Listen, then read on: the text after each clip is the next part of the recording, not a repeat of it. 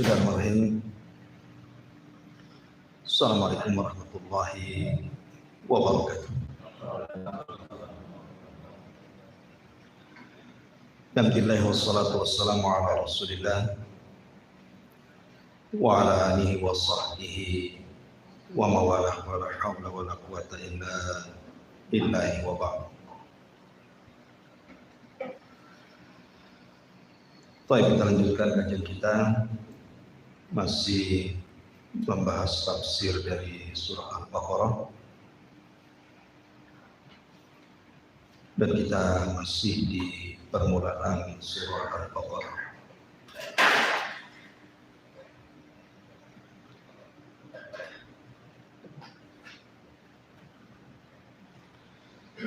Baik, kita baca ayatnya. A'udzubillahi minasyaitonirrajim. Bismillahirrahmanirrahim. Alif Lam Mim. Dzalikal kitabu la raiba fihi hudan lil muttaqin. Alladzina yu'minuna bil ghaibi wa yuqimunas salata wa mimma razaqnahum yunfiqun. Walladzina yu'minuna bima unzila ilaika wa ma unzila min qablik wa bil akhirati hum yuqin. Alif Lam Mim, itulah Alkitab yang tidak ada keraguan-raguan sama sekali dalamnya, sebagai petunjuk bagi orang-orang yang bertakwa. Orang-orang yang mereka beriman dengan yang gaib dan mendirikan salat, serta dari apa-apa yang kami rizkikan kepada mereka, mereka pun berinfak. Dan orang-orang yang beriman dengan apa yang diturunkan kepadamu dan apa yang diturunkan sebelum, dan dengan akhirat mereka sangat yakin. Baik. Kemarin kita sudah menjelaskan tentang makna Alif Lam Mim dan juga kalimat dzalikal kitabu la raiba. Kalimat dzalikal kitab, di sini ada isim isyarah, dzalika, itulah Alkitab. Sebagian para ulama tafsir mengatakan bahwa yang dimaksud Alkitab di sini artinya kitab-kitab yang turun dari langit. Berarti mencakup suhuf, kemudian Taurat, kemudian Injil, kemudian Zabur, dan juga Al-Quran. Tetapi kebanyakan para ulama ketika mentafsirkan kalimat Alkitab di sini maksudnya Al-Quran. Ketika Allah Subhanahu wa taala mengatakan dzalikal kitab, itulah Al-Quran, seolah-olah Allah Subhanahu wa taala ingin katakan bahwa inilah Al-Quran, kitab satu-satunya yang lebih baik dibandingkan kitab-kitab sebelumnya. Dan ini ditegaskan dengan kalimat setelahnya, la raiba fi, karena di dalam Al-Quran itu tidak ada keraguan di dalamnya. Artinya Al-Quran itu tidak menerima keraguan-raguan. Berbeda dengan kitab-kitab sebelum Al-Quran, Taurat, Zabur, dan Injil itu masih menerima keraguan-raguan. Kenapa? Karena tidak ada jaminan dari Allah Subhanahu wa taala tentang keotentikan. Beda dengan Al-Quran, karena Allah Subhanahu wa taala yang menjaganya. Makanya Allah Subhanahu wa taala berfirman, "Inna nahnu nazzalna dzikra wa inna lahu lahafizun. Sesungguhnya kami yang menurunkan az-zikra Al-Quran, kami pula yang menjaganya. Jadi yang ada jaminan satu-satunya kitab yang Allah Subhanahu wa taala turunkan itu hanyalah Al-Quran. Al-Quran itu betul-betul dijaga keautentikannya oleh Allah Azza wa Jalla. Makanya ketika Allah Subhanahu wa taala menceritakan tentang kitab-kitab di luar daripada Al-Quran seperti Taurat dan Injil, maka Allah Subhanahu wa taala berfirman, yuharrifunal kalima am mawadhi. Kitab-kitab tersebut sudah ditahrif, sudah dipermainkan, dimasuk-masukkan kalam manusia ke dalam kitab-kitab tersebut.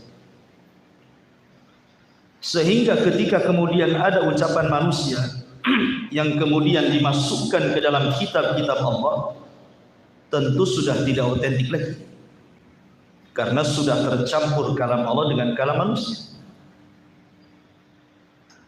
Dari sini menunjukkan bahwa tidak ada kitab langit yang Allah turunkan yang paling dijaga oleh Allah Subhanahu wa taala melebihi Al-Quran.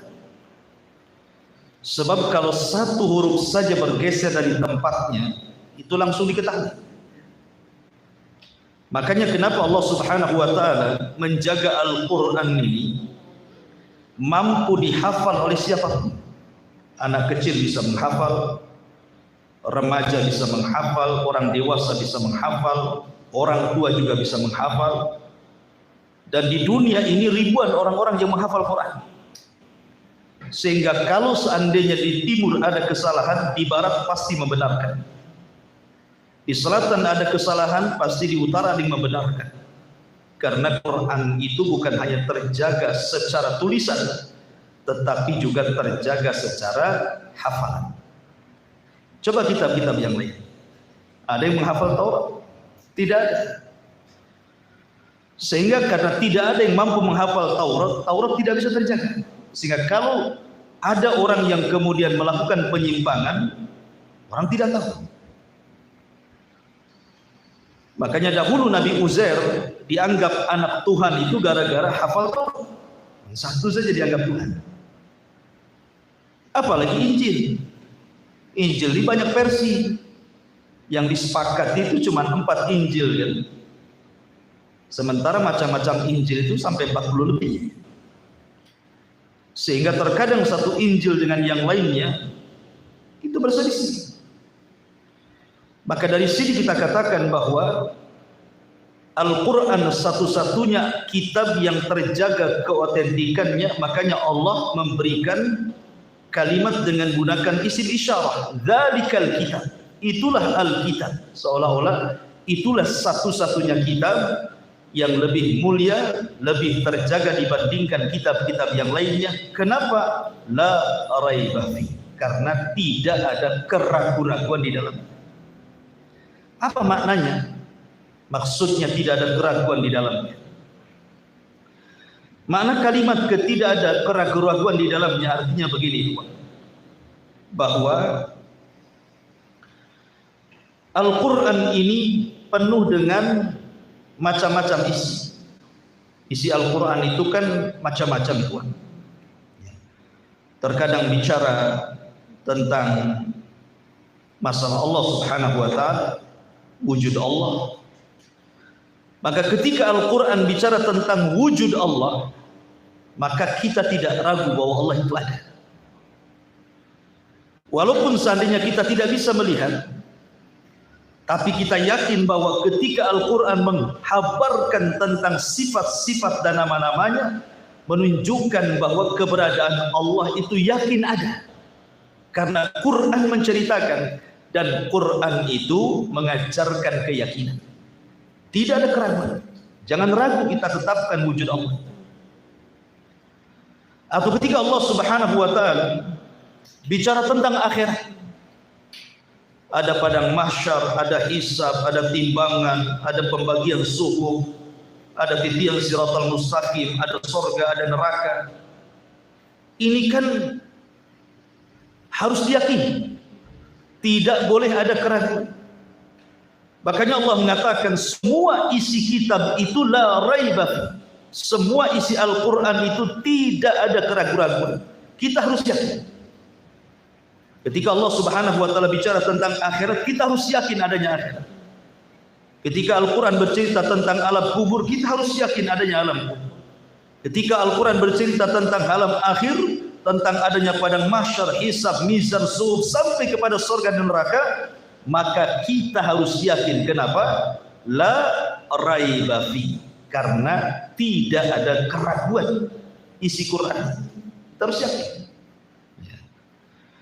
Atau umpamanya ketika Allah Subhanahu wa taala menceritakan tentang penciptaan langit dan bumi, Allah kan menghabarkan kepada kita bahwa Allah menciptakan langit dan bumi itu dalam 6 hari.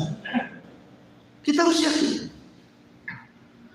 Diketahui hikmah dan tidaknya kenapa harus 6 hari. Bukankah Allah bisa menciptakan dalam sekejap kun payah? Tetap kita harus yakin. Karena Quran itu tidak boleh ada keraguan. Atau contohnya ketika Allah Subhanahu wa taala menceritakan tentang sifat-sifat orang-orang yang beriman dan apa yang dijanjikan kepada mereka. Sifat-sifat orang munafik dan apa yang dijanjikan kepada mereka. Sifat-sifat orang kafir dan apa yang dijanjikan kepada mereka. Maka kita harus yakin bahwa orang yang beriman akan masuk surga. Orang munafik, orang kafir masuk neraka. Yakin kita. Jangan ragu-ragu gitu. Kenapa? Karena Al-Quran yang menjelaskannya. Dan Allah mengatakan la raiba. Lihat kalimat ini diletakkan di permulaan surah Al-Baqarah. Karena ini surat pertama yang diletakkan. Kita akan melewati setelah Al-Baqarah itu Ali Imran, An-Nisa, sampai ke Qul A'udzu Birabbin Nas. Maka kita akan banyak melewati hal yang terkadang masuk di akal atau tidak. Sehingga di permulaan Al-Quran Allah sudah tegaskan bahwa isi Quran itu la raiba fi, tidak ada keraguan. Sehingga kita harus yakin semua isi Quran itu benar. Apa yang dihabarkan Allah Subhanahu wa taala semua kita benarkan. Apa yang diperintahkan Allah dalam bentuk hukum, kita yakin semua ada keadilan. Hukum Allah itu semua adil. Tidak ada kezaliman sama sekali. Dan kita harus yakin sekali lagi karena Allah mengatakan la raiba, tidak ada keraguan di dalam. Ma'asyiral muslimin yang dimuliakan Allah Azza wa Jalla, saya akan contohkan kenapa kita harus yakin tentang Al-Quran. Di zaman Nabi, ketika Allah Subhanahu wa taala turunkan ayat ghulibatir rum fi adnal ardi min ba'di ghalabihim sayaghlibun.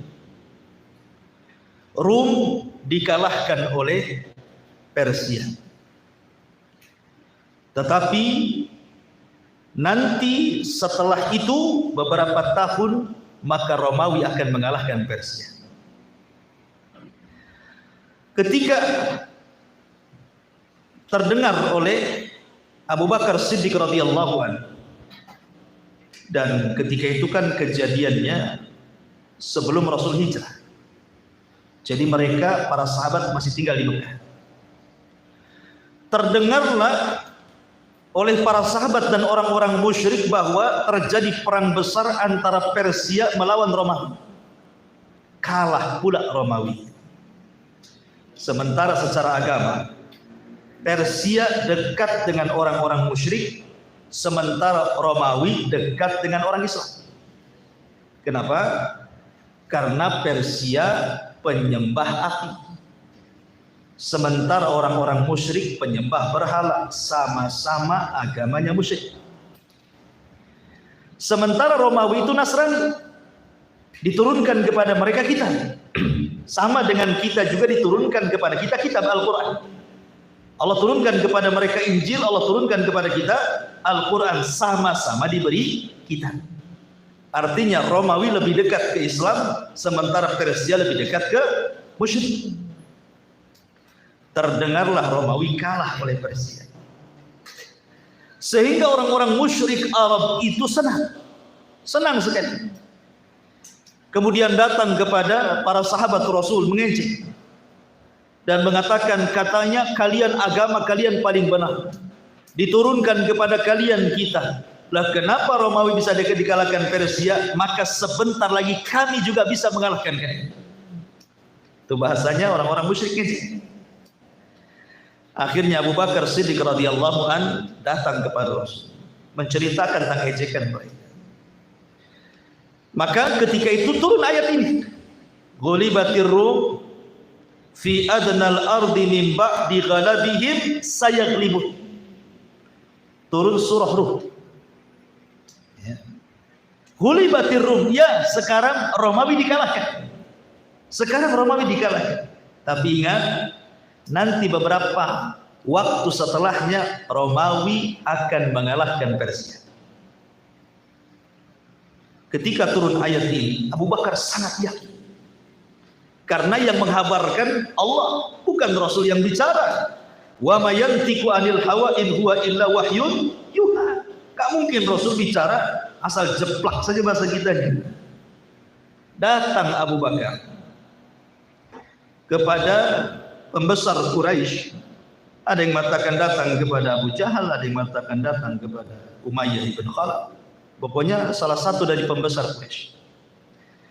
Kemudian mengatakan, ya, memang sekarang Romawi kalah dengan Persia. Tetapi saya siap taruhan bersama kalian. Sebentar lagi Romawi pasti menyerang Persia dan Persia kalah. Ketika itu belum ada larangan taruhan judi. Belum ada judi, larangan judi belum ada. Ya.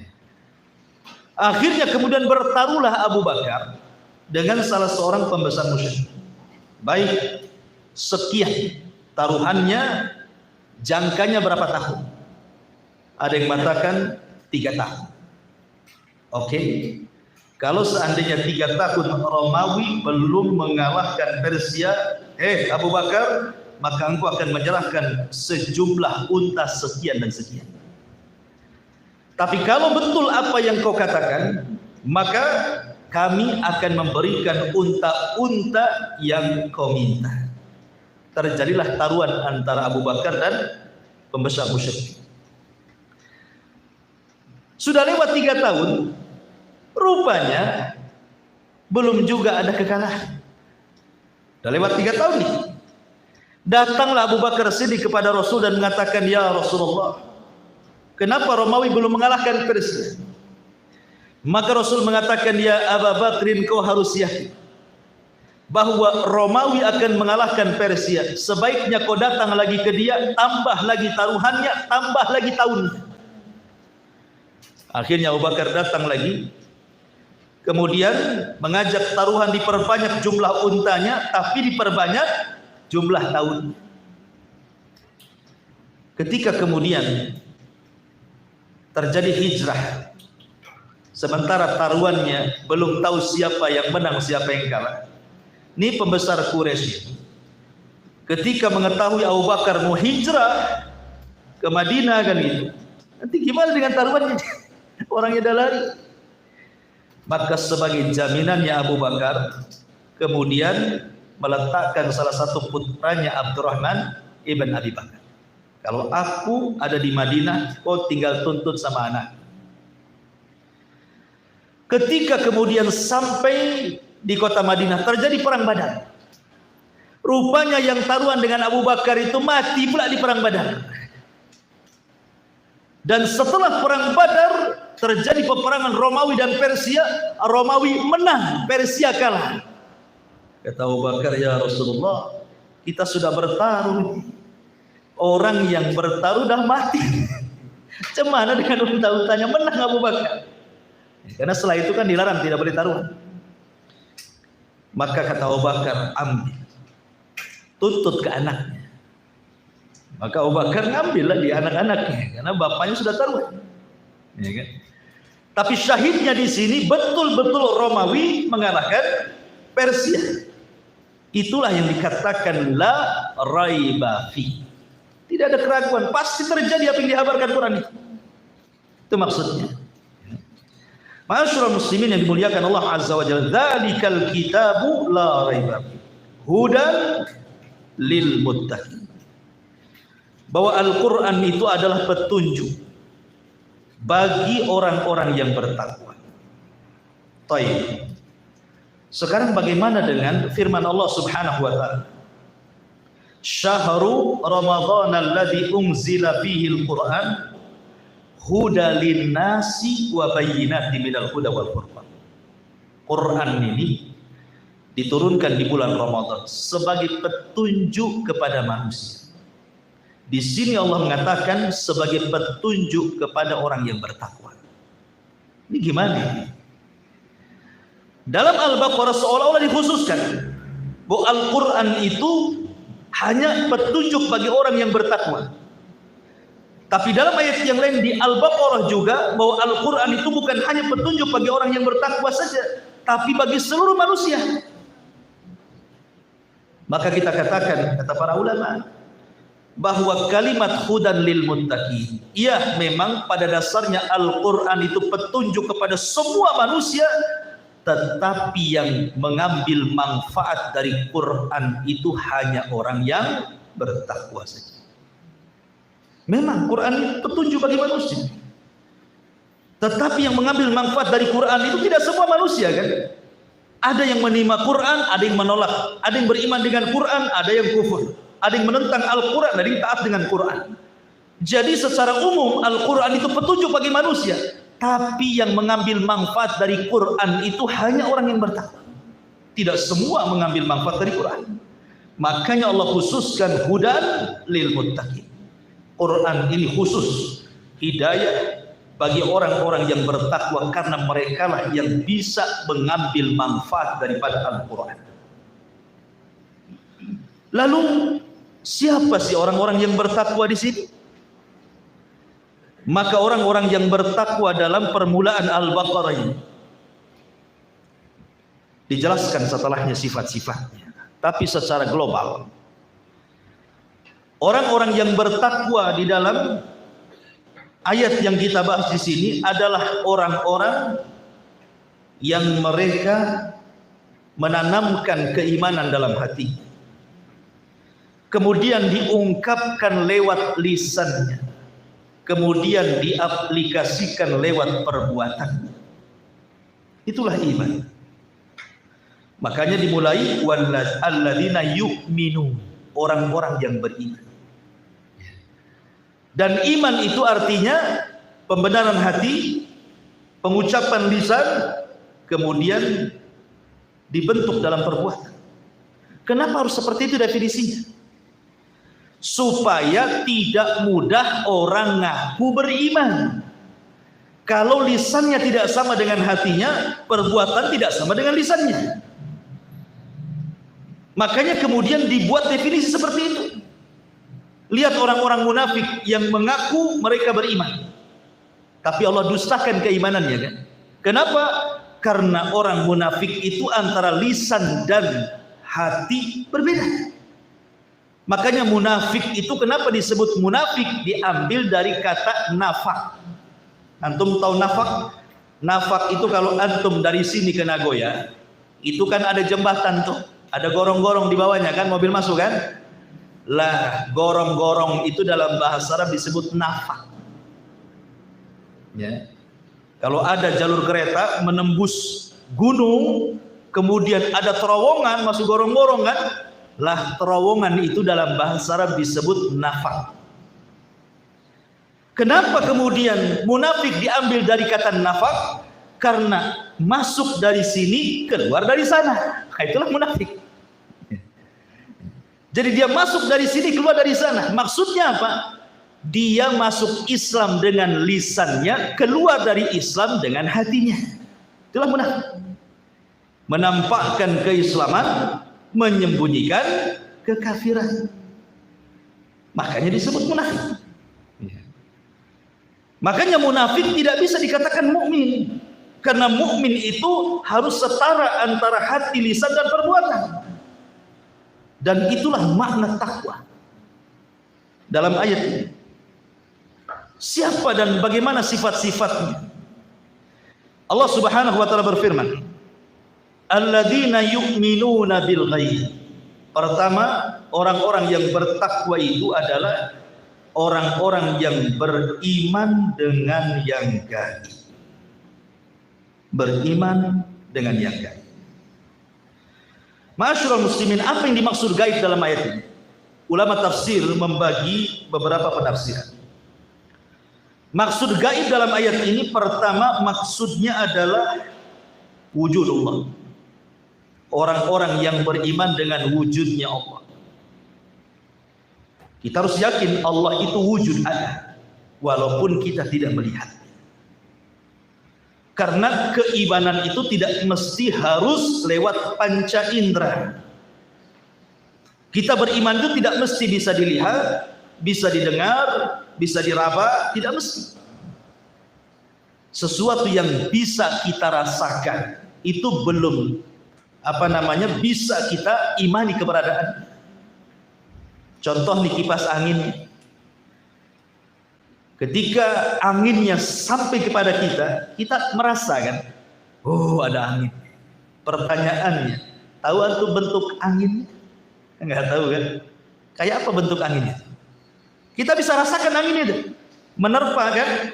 Tapi bentuk anginnya seperti apa kita enggak tahu. Contoh lain, kalau seandainya saya pukul kepala antum sama Pandu, mau nggak? Ya enggak mau lah. Seandainya saya pukul dengan Pandu, menjerit nggak? Menjerit. Sakit nggak? Sakit. Pertanyaannya, antum bisa rasa sakit. Bentuk sakitnya kayak apa? Bulat, kotak, lonjong, nggak tahu kan? Orang bentuk sakitnya enggak, tapi kita bisa rasakan kan? Berarti sakit itu ada. Bisa kita rasakan, tetapi kita tidak bisa melihat. Sesuatu yang tidak bisa dilihat belum tentu tidak ada. Ketika kita beriman kepada Allah Azza wa Jalla, kita tidak bisa melihat Allah. Berarti Allah tidak ada. Belum tentu sesuatu yang tidak bisa kita lihat kita katakan Allah tidak ada. Karena ini perkara gaib, harus diimani.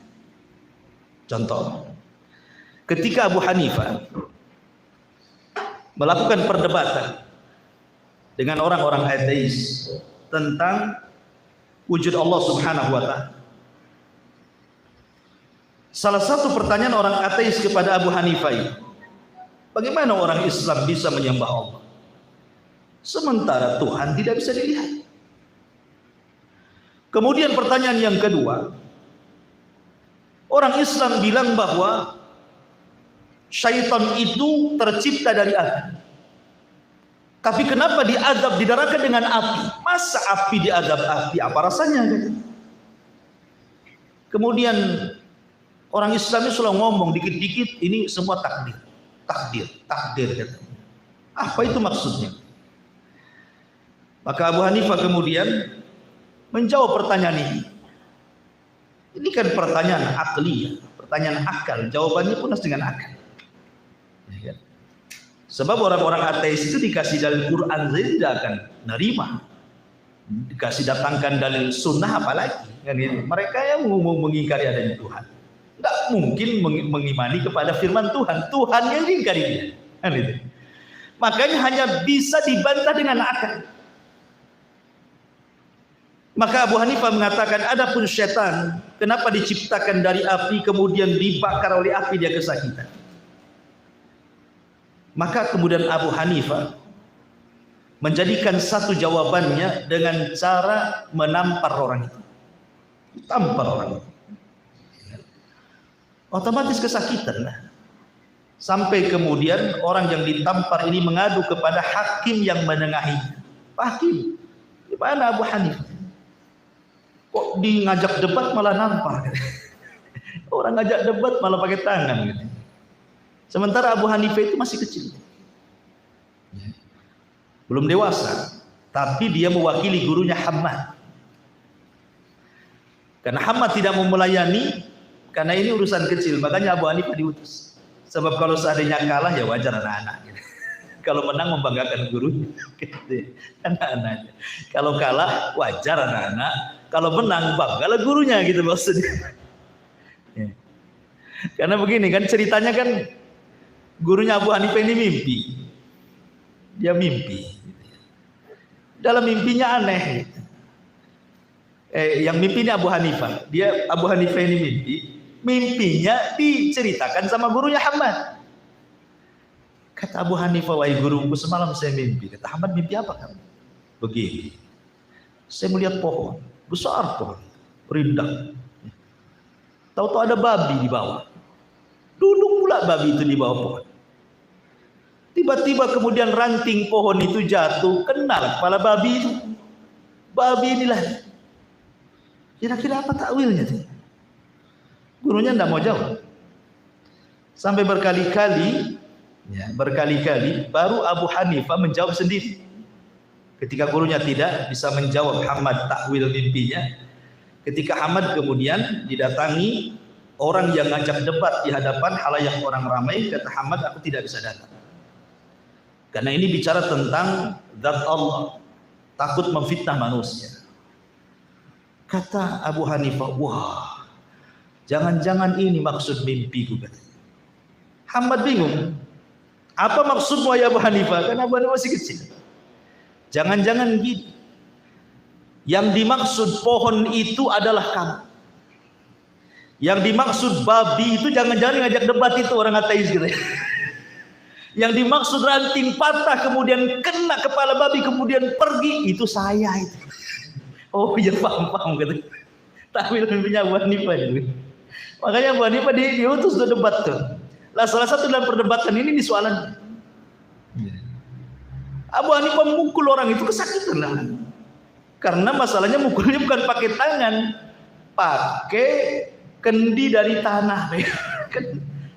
Kendi dari tanah itu tampakkan sama badannya, sakit. Makanya Abu Hanifah kemudian ketika dilerai oleh hakim, apa maksudmu? Jawab saja pertanyaan. Kata Abu Hanifah, aku sudah menjawabnya. Gitu. Adapun aku pukul kendi ini terbuat dari tanah. Sementara manusia itu kalau menurut otak orang ini kita tercipta dari tanah. Dia kan tercipta dari tanah. Kendi dari tanah. Kalau tanah dilempar tanah harusnya tidak sakit. Itu maksudnya ya. Dia kan tercipta dari tanah, ini kendi dari tanah. Kalau dia lempar ya biasa saja, tanah ketemu tanah kan. Kenapa dia sakit katanya kan? Menunjukkan bahwa setan itu tercipta dari api. Ketika diazab dengan api dia pun merasakan sakit. Tapi perlu diketahui bahwa penciptaan setan dari api itu satu saja. Bapaknya setan, iblis saja kan gitu ya, yang diciptakan oleh Allah dari api itu cuman ada yang namanya Sumya, ada yang mengatakan Azazil, wallahu a'lam. Tapi yang jelas bahwa cuman satu saja. Adapun turunannya tidak, karena kalangan jin dari kalangan setan pun mereka sama dengan manusia, punya istri, punya anak, sama. Ada RT, RW, lurah, ada partainya juga, kampanye juga, kan gitu ya. Sama kehidupan mereka dengan kita itu kurang lebih. Dekat-dekat pemilihan presiden ya kampanye juga orang. Jadi sama, nggak kurang lebih aja kehidupan mereka dengan kita ya. Tidak ada bedanya. Artinya bahwa penciptaan mereka sudah tidak dari api lagi, karena sudah mengalami pernikahan. Sama dengan manusia yang diciptakan dari tanah itu cuma satu, Adam saja. Adapun anak turunannya bukan dari tanah lagi. Buktinya kalau antum teriris badan antum tidak keluar tanah, yang keluar darah kan begitu. Masyarul muslimin yang dimuliakan Allah Azza wa Jalla. Ini jawaban yang pertama. Jawaban yang kedua. Ketika aku pukul engkau dengan kendi tadi, bukankah kau merasakan sakit? Ya, jelas sakit lah. Pukul kau tak sakit, pula sakit kan. Sekarang saya tanya, coba sifatkan bentuk sakit seperti apa? Ya tidak tahulah bentuknya. Kau bisa melihatnya? Tidak bisa. Mendengarnya? Tidak bisa. Merabanya? Tidak bisa. Sebagaimana engkau tidak bisa mensifatkan angin rasa sakit seperti apa karena engkau tidak pernah melihat, mendengar ataupun meraba, begitu juga Allah, Tuhan kita dan Tuhan kalian semua. Memang kita tidak bisa melihat, tetapi bukan berarti sesuatu yang tidak bisa dilihat tidak ada wujud. Nah, jadi Ini debat akal dengan akal namanya. Tetapi dengan itu kan masuk di akal. Lalu siapa yang mengumpulkan kita di sini? Siapa coba? Apa kita ada janjian kumpul di sini? Kan tidak. Inilah takdir. Allah takdirkan kita kumpul di sini. Selesai. Ya, satu pertemuan selesai. Jadi bicara tentang al-ghaib dalam ayat ini maksudnya apa? Wujudullah, wujudullah. Ada yang mentafsirkan bahwa yu'minuna bil ghaib, beriman dengan gaib itu maksudnya beriman dengan al-qada wal qadar. Maksud gaib di sini adalah al-qada wal qadar. Bahwa takdir manusia itu gaib. Makanya jangan pernah berdalil dengan takdir. Karena kita tidak tahu takdir kita seperti apa. Kita kan tidak tahu, emang antum tahu takdir antum seperti apa? Ini semua gaib, ikhwan. Maka jangan pernah berdalil dengan takdir. Ada orang ada kelainan seksual, homo. Ya. Kemudian kita katakan kamu homo tidak boleh, penyakit, tobat. Mungkin Allah sudah takdir saya harus begini. Nanti kalau takdirnya sembuh saya sembuh kok. Dari mana kamu tahu takdir kamu seperti itu? Kapan kau berhenti maksiat? Ya mungkin ditakdirkan masih doyan maksiat Ustaz. Nanti kalau sudah bosan pun ditakdirkan juga bosan maksiat. Tidak ada yang tahu dengan takdir itu. Gimana kalau seandainya takdirnya waktu maksiat kau mati? Nah, kamu kan tidak tahu juga. Jadi jangan pernah berdalil dengan takdir. Makanya Rasul mengatakan fakullun muyassarun lima khuliqa lahu i'malu ma syi'tum. Setiap kalian akan dimudahkan dengan amalan kalian, maka beramallah. Ya. Yang ketiga ada juga yang mengatakan bahwa yang dimaksud gaib di sini artinya mencakup apa yang dihabarkan Nabi SAW. Kullu ma akhbara bihi Nabi SAW min ashratis sa'ati wa adzabil qabri wal hasyri wan nashri was sirati wal mizani wal jannati wan nar. Maksudnya beriman dengan yang gaib ini adalah setiap yang dihabarkan Rasul dari tanda-tanda kiamat, baik tanda-tanda kiamat kecil ataupun tanda-tanda kiamat besar, kemudian azab kubur, kemudian kumpulnya manusia di padang mahsyar, kemudian disebarnya catatan, kemudian sirat titian, kemudian timbangan termasuk surga dan neraka. Maka itu yang harus kita imani, alladzina yu'minuna bil ghaib. Dan semua pendapat-pendapat ini benar semua, karena itu semua perkara gaib.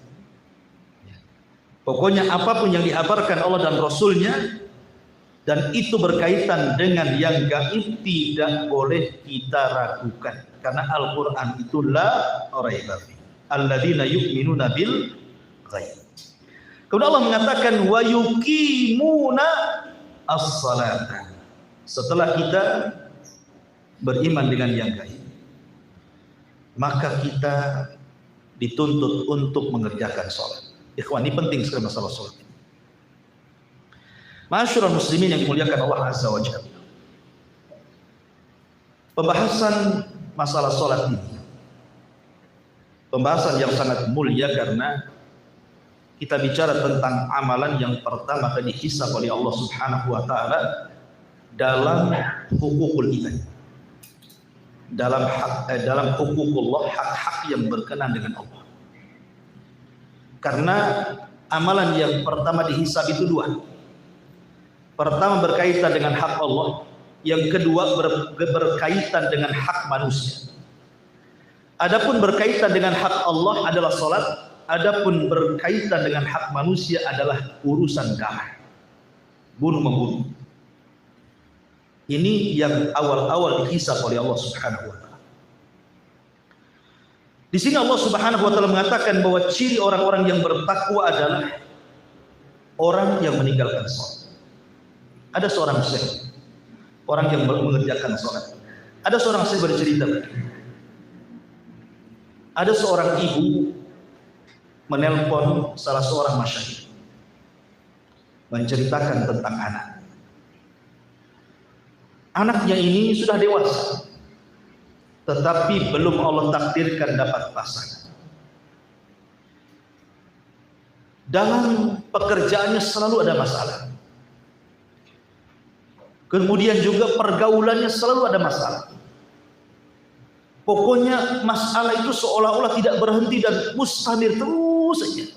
Seolah-olah selesai masalah ini datang masalah yang lain. Masalah yang lain selesai, masalah lain datang lagi. Dan begitu seterusnya. Saya kasihan dengan anak saya. Wahai Syekh, apakah anak saya ini terkena sihir? Apakah anak saya ini terkena penyakit ain, penyakit mata? Atau anak saya terkena hasad manusia?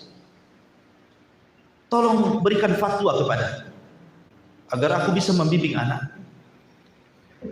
Syekh mengatakan, yang pertama ditanya oleh Syekh, wahai apakah putramu sholat? Yang pertama yang ditanya Syekh ini adalah, apakah putramu sholat?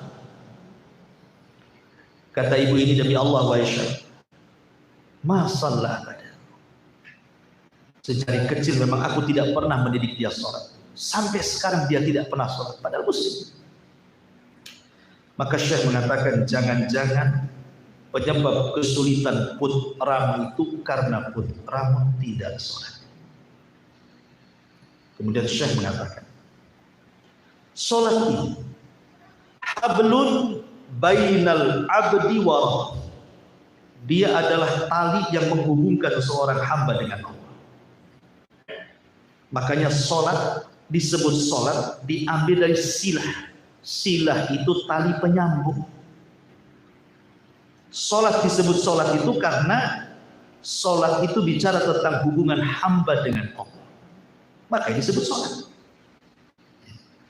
Ketika tali penghubung hamba dengan Allah putus, berarti hamba ini terlepas dari Allah Subhanahu wa Ta'ala.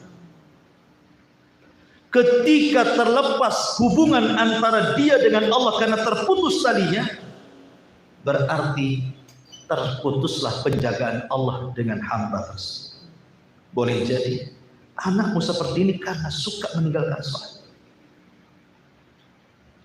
Karena orang yang tidak sholat, dari permulaan dia bangun saja, dia sudah melakukan dosa besar yang Allah dimaksiati di situ. Dia bangun pagi, dia meninggalkan sholat fajar. Berarti bangun dari tidur saja, dia sudah melakukan dosa besar. Dosa paling besar setelah syirik. Melebihi dosa-dosa yang lainnya. Bayangkan bangun tidur dia sudah melakukan dosa sebesar-besarnya dosa setelah kesyirikan. Bagaimana akan diberkahi hidupnya? Karena orang yang meninggalkan sholat secara sengaja itu ikhwan, dosanya lebih besar dibandingkan berzina.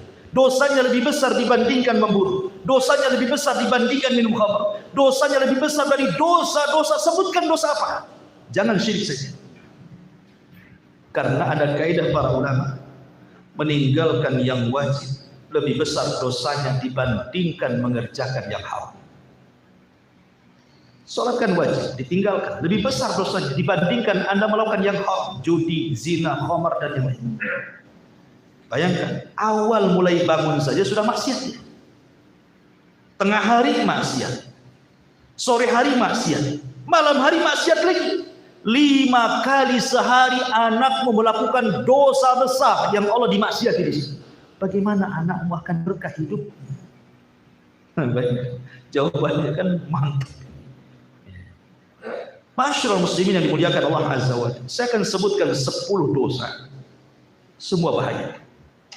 Dan ini bagi anda-anda yang dengar di YouTube juga ibrah, bisa disebar dan antum bisa sebarkan ke yang lain. Bagaimana dosa orang yang meninggalkan sholat itu? Ya man tarikas sholat isma. Dengarkan orang yang meninggalkan sholat. Pertama, orang yang meninggalkan sholat dan terus menerus seperti itu, hakikatnya dia setiap hari mendapatkan ejekan dari syaitan. Dia diejek oleh syaitan. Bagaimana bentuk ejekan? Dalam sebuah hadis yang dikeluarkan Imam Muslim dan juga Bukhari dan lainnya dari hadis Abdullah ibn Mas'ud radhiyallahu anhu, qala, dia mengatakan, dzukira inda Nabi sallallahu alaihi wasallam rajulun faqila ma zalana iman hatta asbah. Kata Abdullah bin Mas'ud radhiyallahu an, dia berkata, diceritakan di sisi Nabi sallallahu alaihi wasallam seorang laki-laki yang dia terus tidur, tidak bangun salat fajar sampai terbit matahari. Tidak ada keinginan bangun. Apa kata Nabi sallallahu alaihi wasallam? Kata Nabi sallallahu alaihi wasallam, "Dzaka rajulun bala syaitanu fi udhun." Itulah orang yang telinganya dikencingi syaitan setiap malam. Setiap malam setan mengencingi telinganya. Ada penafsiran para ulama hadis, apa yang dimaksud setan mengencingi telinganya? Penjelasan yang pertama, maksudnya setan mengejek dia, menghina dia dengan cara mengencingi. Coba bayangkan ya, kawan. Kalau antum saya ludahi wajah, kan telinga bagian wajah, ada kepala, anda ludahi telinga antum, buah gitu, marah nggak? Terhina nggak? Terhina. Oke, saya buat bukan ludah, saya kencingi. Saya kencingi lagi itu telinga antum. Kira-kira perasaan antum gimana? Jadi orang yang meninggal sholat itu sedang dihina sama setan. Kita jadi kencingi gitu, marah luar biasa. Ini setan kencingi telinga. Nyantai aja dikencingi setan. Memang harus betul-betul antum kencingi orang itu. Ini makna yang pertama. Makna yang kedua, makna hakikatnya betul-betul setan itu kencing di telinga antum. Seperti antum masuk ke toilet antum kencing, itulah setan kencing, betul-betul kencing.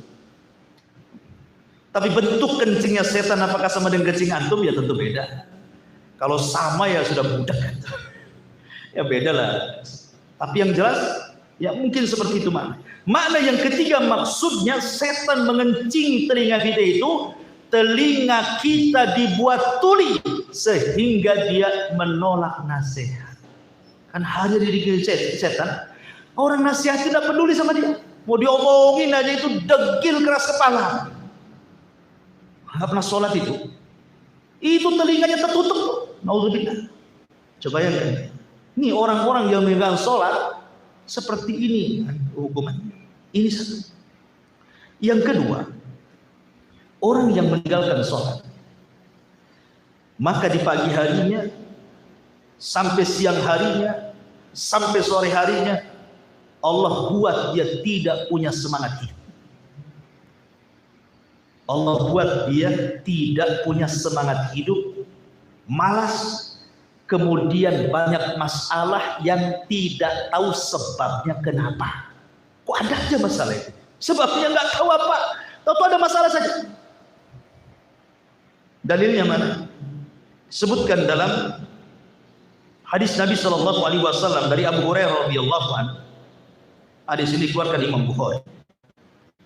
Nabi Shallallahu Alaihi Wasallam bersabda, "Yaqidu syaitanu ala qafiyati ra'si ahadikum idza huwa nam salasa uqad. Yadribu kulla uqdatin 'alaika laylun tawil farhun."